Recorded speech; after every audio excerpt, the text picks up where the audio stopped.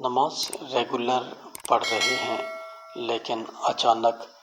دل نہیں لگتا، ایسا محسوس ہوتا ہے کہ اللہ ناراض ہے۔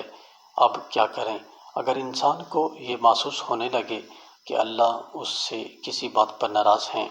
تو یہ بھی بہت بڑی نعمت ہے کہ اللہ کو وہ انسان اتنا پیارا ہے کہ اسے ناراضگی کا احساس محسوس کروایا تاکہ وہ عمل درست کر کے اپنے رب کی طرف لوٹ آئے،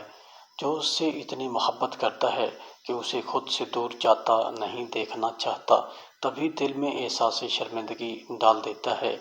ورنہ جو لوگ اللہ کی بالکل پرواہ نہیں کرتے کہ اگر اللہ ناراض بھی ہو تو انہیں کوئی فرق نہیں پڑتا، تو پھر اللہ بھی ان کو ان کی ڈھٹائی کی وجہ سے کھلا چھوڑ دیتے ہیں کہ جیسے جی میں آئے کرو، اب کھل کر جتنے گناہ کرنے ہیں کر لو۔ ایک ہی دفعہ رسی کھینچے گی کہ پھر بھاگنے کا کوئی موقع نہیں ملے گا۔ لیکن جن کے دل میں وہ ذرا برابر بھی بھلائی دیکھتا ہے،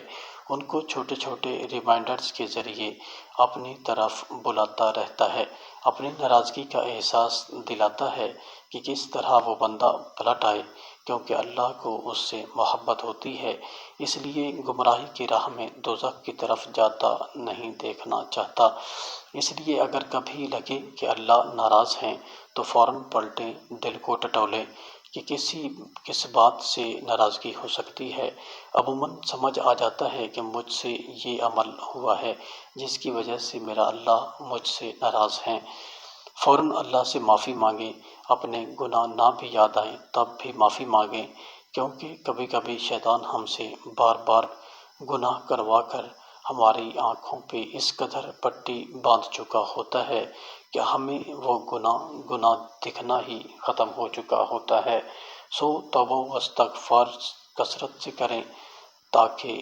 آپ کے جو بھی گناہ آپ کے اور اللہ کے درمیان رکاوٹ بنا ہے اور آپ کا اس سے تعلق کمزور کر گیا ہے،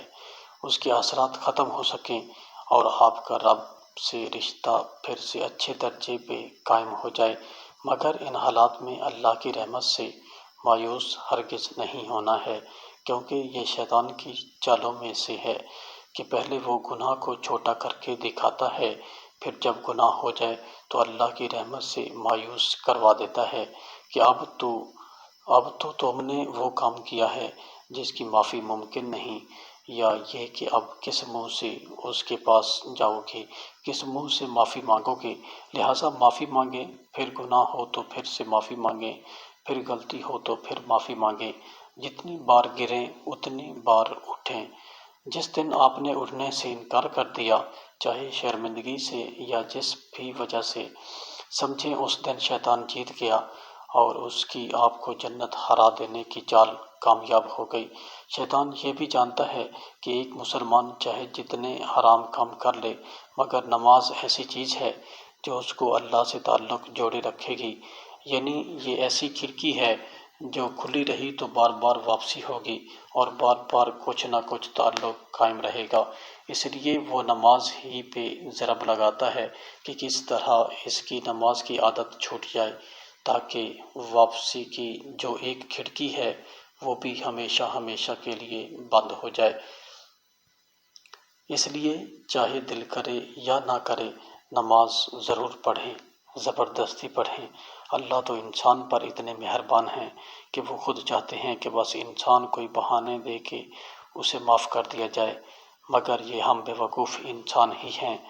جو اس رحیم و کریم رحمان ہستی کی رحمت کی صفت کو سمجھ ہی نہیں پاتے۔ اللہ پاک ہمیں سمجھنے اور عمل کرنے کی توفیق عطا فرمائے، آمین یا رب العالمین۔